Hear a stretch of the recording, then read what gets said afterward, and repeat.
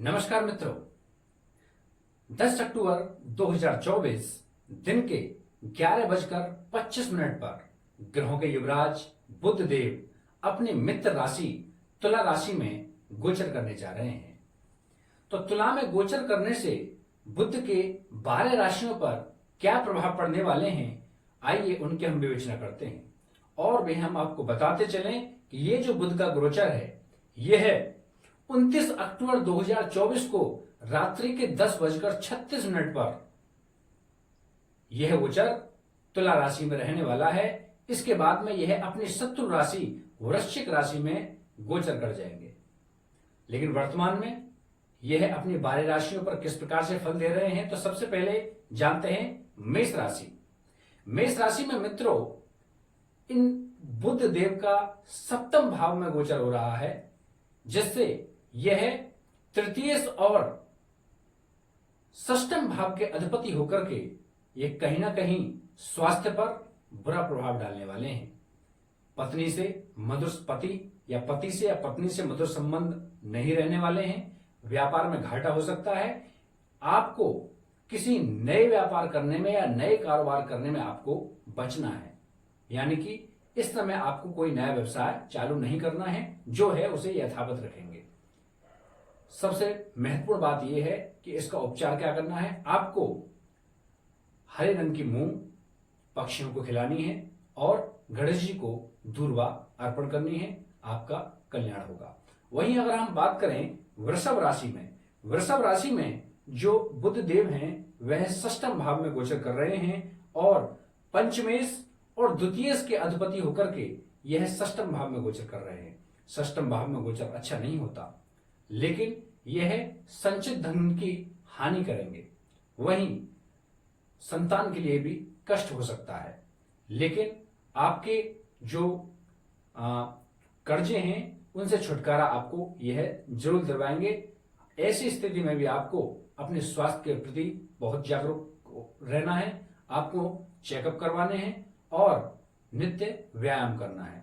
वही उपाय कि आपको हरी मूंग पक्षियों को खिलानी है और गणेश जी को दूर्वा अर्पण करना है। यह आपके जो कष्ट हैं उनका निवारण हो जाएगा। वहीं अगर हम बात करें मिथुन राशि के बारे में, तो मिथुन राशि पर जो बुध का जो गोचर है वह पंचम भाव में है और चतुर्थेश और लग्नेश के अधिपति होकर के यह गोचर बहुत ही अद्भुत बना रहा है। मिथुन राशि के जातकों के लिए यह बहुत ही शुभ गोचर है। यह कहीं ना कहीं आपके ज्ञान में बढ़ोतरी करने वाला है, आपको एक बहुत अच्छी समझ प्रदान करने वाला है।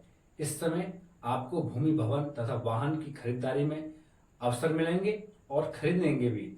आपके जो एक प्रकार से मान पद प्रतिष्ठा है उसमें आपको लाभ मिलेगा। आपको प्रमोशन हो सकता है और अधिकारियों से आपकी बहुत अच्छी पटरी खाने वाली है।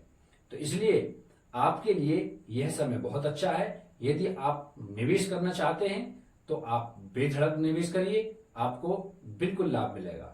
और स्वास्थ्य की दृष्टि से आप बहुत उत्तम दिखाई दे रहे हैं। इस समय आपका स्वास्थ्य भी उत्तम रहेगा। इसलिए मिथुन राशि के जातकों के लिए यह जो बुध का गोचर है यह बहुत ही अच्छा है। अब हम बात करेंगे कर्क राशि के जातकों के लिए। कर्क राशि के जातकों के लिए जो बुध का गोचर है यह चतुर्थ भाव में है और वहीं द्वादशेश और तृतीयेश बुध होकर के चतुर्थ भाव में बैठे हैं। हालांकि द्वादशेश होने से ये खर्चे अधिक करवाएंगे। खर्चे यह आपके ज्यादातर बीमारियों में करवाएंगे, यानी कि इस प्रकार से खर्चे होंगे जो आप उन खर्चों को चाह नहीं रहे हैं और आपके पराक्रम में यह कहीं ना कहीं आपको बढ़ोतरी करेंगे। आप में नई ऊर्जा का यह संचार करने वाले हैं, क्योंकि ये चतुर्थ भाव में गोचर कर रहे हैं। तो चतुर्थ भाव में आपके परिवार से मधुर संबंध बनने वाले हैं। कहीं ना कहीं आपको परिवार का सपोर्ट मिलने वाला है और आप कहीं ना कहीं भू संपत्ति या वाहन खरीदने के लिए जरूर सोचेंगे। लेकिन द्वादशेश होने के कारण यह कार्य आप पर सफल नहीं हो पाएगा। इसलिए आप कोई नई भू संपत्ति या वाहन को खरीदने से बचें और नई साझेदारी अगर आप करने की सोच रहे हैं, व्यवसाय करने की सोच रहे हैं, तो उससे भी आपको इस समय परहेज करना चाहिए। उपाय यही है कि आप नित्य गणेश जी को दूर्वा अर्पण करें और गणेश जी का जो मूल मंत्र है ओम गम गणपते नमः का माला का जाप करने से आपकी स्थिति में बहुत सुधार होने वाला है। अब हम बात करेंगे सिंह राशि के जातकों के लिए।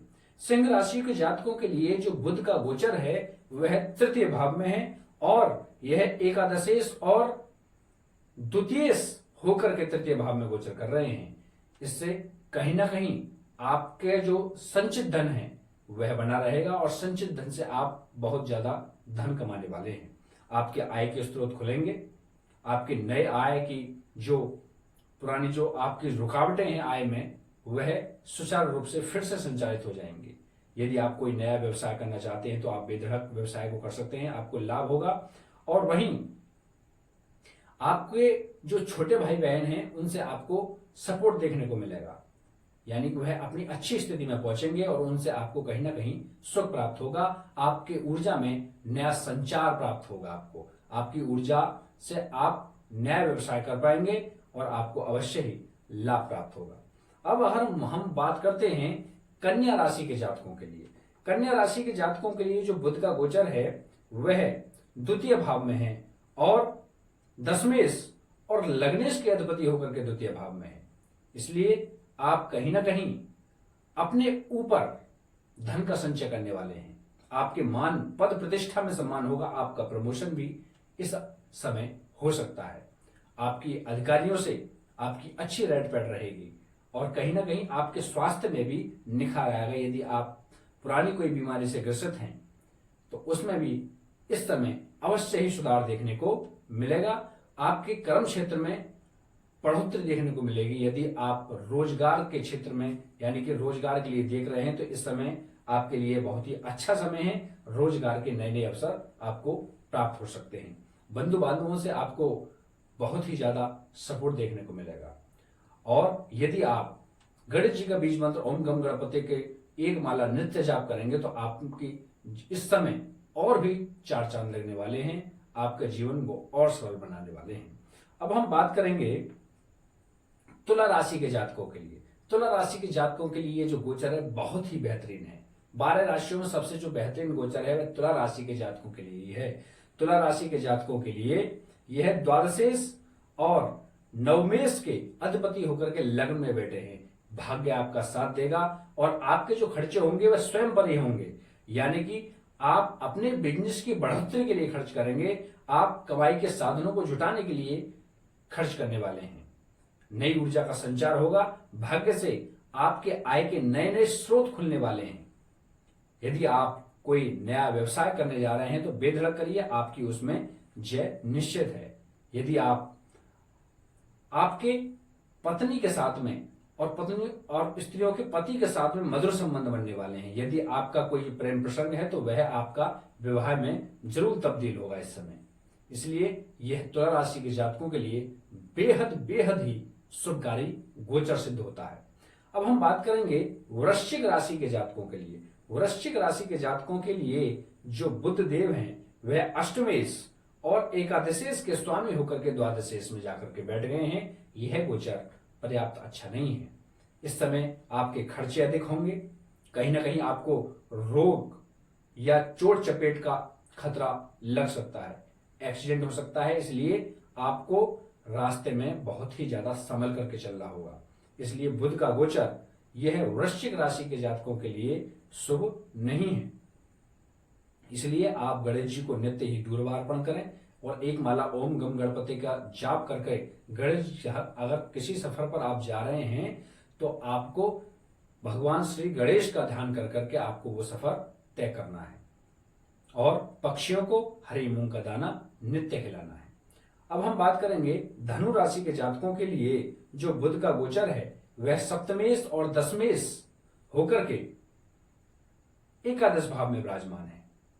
आपके कार्य क्षेत्र में नए सृजन होंगे, रोजगार के अवसर खुलेंगे, आय की बढ़ोतरी होगी और पत्नी के साथ में मधुर संबंध आपके होने वाले हैं। वहीं यदि आप किसी नए रोजगार को करने वाले हैं तो आप बेझिझक नया रोजगार कर सकते हैं, साझेदारी से भी कर सकते हैं। आपको निश्चित ही लाभ प्राप्त होने वाला है। इसलिए धनु राशि के जातकों के लिए ये जो गोचर है वो बेहद ही उत्तम है। अब हम बात करेंगे मकर राशि के जातकों के लिए। मकर राशि के जातकों के लिए जो बुध देव हैं वह षष्ठेश और नवमेश के अधिपति होकर के दसम भाव में विराजमान है। क्योंकि षष्ठेश के बुध होकर के दसम भाव में बैठे हैं तो कहीं ना कहीं आपको रोजगार के लिए भटकना पड़ सकता है। वहीं नवमेश होने के कारण रोजगार के लिए आप भटकेंगे लेकिन आपको रोजगार प्राप्त होगा। आपकी कार्यशैली में बहुत ज्यादा सफलता आपको प्राप्त होने वाली है, लेकिन हाँ आपको सावधान रहने की जरूरत है। किस चीज से? आपको कोई रोग लग सकता है। इसलिए आप नित्य ही व्यायाम करिए, गणेश जी की उपासना करिए और भगवान श्री गणेश को दूर्वा अर्पण करिए। आपके जो स्वास्थ्य में बेहद ही लाभ आपको प्राप्त होने वाला है।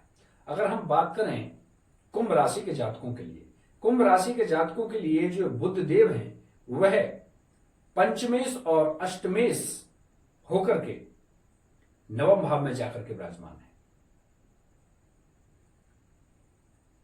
इस प्रकार की गोचर से भाग्य दो तो आपका निश्चित होगा, लेकिन कहीं ना कहीं आपको कष्ट का भी सामना करना पड़ सकता है।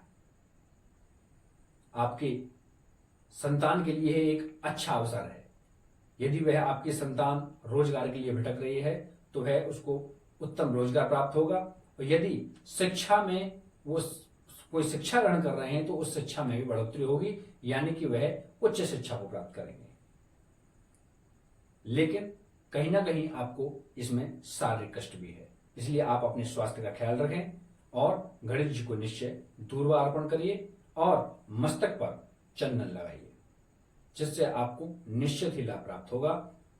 अब हम बात करेंगे अंतिम राशि मीन राशि के जातकों के लिए। मीन राशि के जातकों के लिए जो बुध देव हैं वह चतुर्थेश और सप्तमेश होकर के अष्टम भाव में विराजमान है। तो इस प्रकार आपको कोई नई भू संपत्ति नहीं खरीदनी है, कोई वाहन आपको इस समय नहीं खरीदना है। कहीं ना कहीं आप में पारिवारिक कलह रहने की संभावना है। पत्नी से संबंध आपके बिगड़ेंगे इस समय, इसलिए आपको बेहद सावधानी की जरूरत है। कोई साझेदारी का कार्य नहीं करें। यदि कोई कार्य आप व्यवसाय कर रहे हैं तो उसमें कोई नया स्टॉक लाने की जरूरत नहीं है, जो है उसे चलने दें, क्योंकि बुध का गोचर मीन राशि के जातकों के लिए थोड़ा परेशान करने वाला है।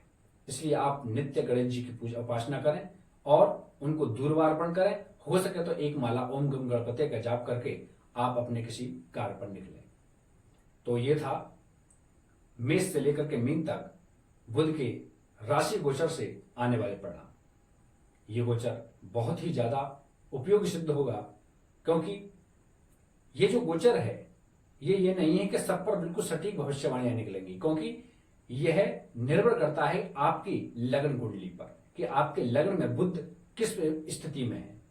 लेकिन उसी से थोड़ा बहुत अनुमान लगा करके आप अपनी कुंडली में देख करके यह तय कर सकते हैं कि बुध का गोचर हमारे लिए किस प्रकार प्रभाव डालेगा, और इसी प्रकार से आप कर्म करिए, निश्चित ही आपको सफलता प्राप्त होगी। नमस्कार।